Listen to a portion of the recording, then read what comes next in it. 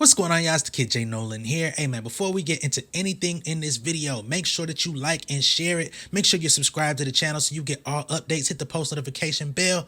All right, y'all, let's get into it. It's been nearly 2 years since that fateful evening out in Texas at the Astroworld Festival with Travis Scott.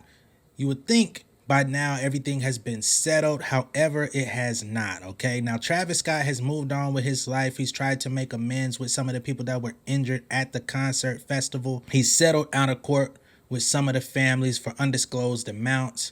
He's actually on the way to releasing his next album called Utopia. He's putting up billboards, booking festival dates, doing pre-orders and stuff like that for this upcoming album.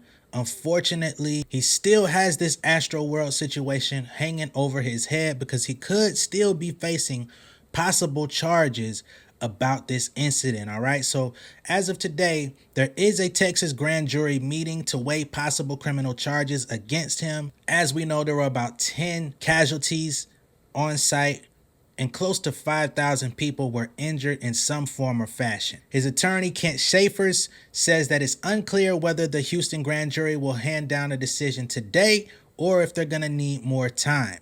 The criminal probe includes Scott and several others in planning of his Astroworld Festival, which took place in November of 2021. Schaefer says that nothing Travis did or failed to do fits within Texas criminal code, so he doesn't understand why criminal charges are even on the table.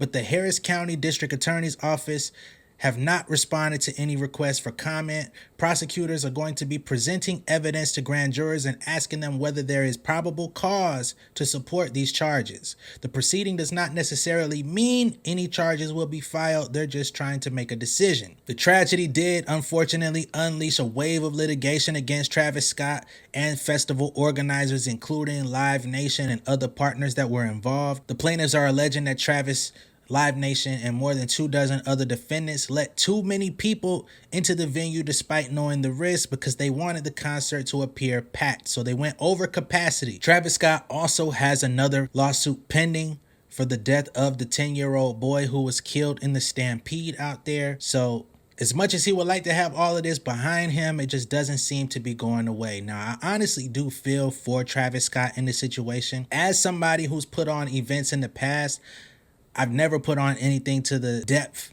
or magnitude of an Astroworld festival, but I have done events and there's a lot that goes into it, but then there's also factors that are out of your control, especially as a coordinator and performer. There's only so much that you can do. There was a lot of discourse around all of this. It's not like any of it hasn't been said before, but I'm just saying I feel for Travis in this situation because honestly, outside of his persona, outside of the Rager brand, it doesn't seem to me that he should be responsible for anyone else's actions. It's not like he was encouraging them to be unruly. It's not like he was encouraging them not to listen to festival security. There just wasn't enough security. There wasn't enough water stations. There were a lot of things that just weren't in place that honestly should have been taken care of. The city typically would have to check off on a lot of these things for you to even get the permit to do these big events such as a Astroworld. Live Nation, I know that they're in the conversation, but I honestly feel like they should be the ones responsible. They are the big wigs that put on these events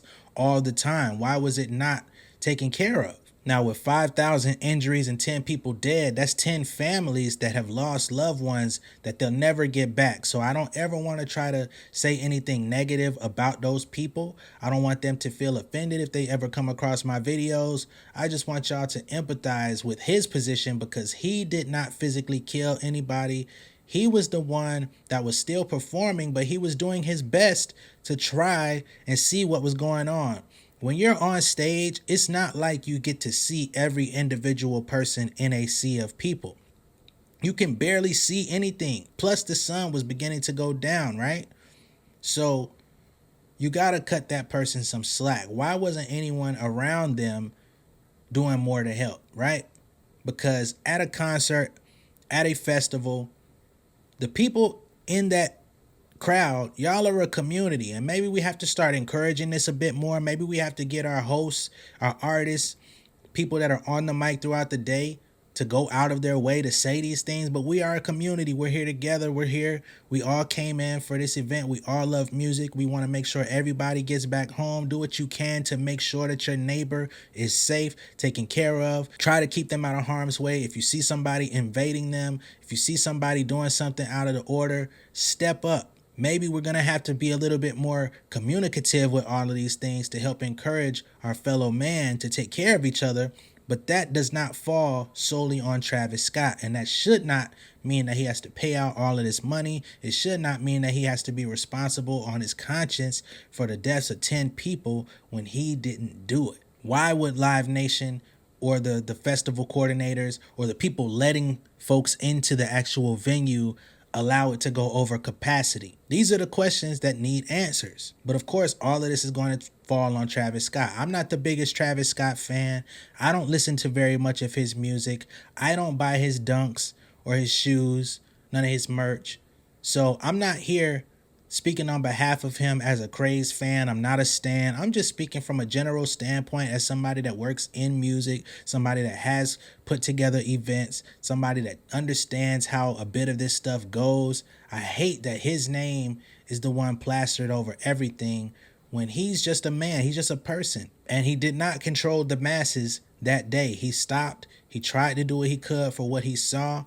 He wasn't able to do it. What did y'all expect him to do? Jump into the crowd and go save a person himself? Again, this is old news, but it keeps looping back around because the criminal charges are still looming over him, which could definitely harm his career, harm the trajectory of where he's trying to go.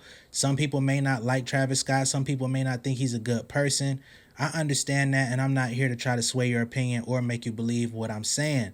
But I do think we all should try to empathize with his position, because any of us that try to do events, any of us that try to put something together to try to entertain people could one day find ourselves in that position, and it's not going to be fun for nobody. Let me know what y'all think of this whole situation down below in the comments. Will you be going to any of Travis Scott's upcoming festival performances where he's not putting them together himself? He's joining other events.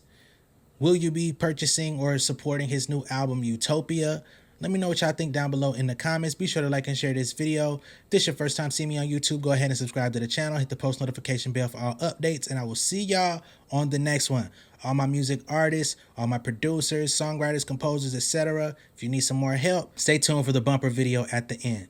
Peace. Beautiful people, thank you for tuning in. I hope that you enjoyed the content. Make sure that you're liking and sharing these videos. Make sure that you're subscribed to the channel. Hit the post notification bell so you get all updates. For all of my artists, my artist managers, songwriters, producers, etc. If you need a little bit of extra help with your career, man, make sure that you visit pengameelite.com, okay?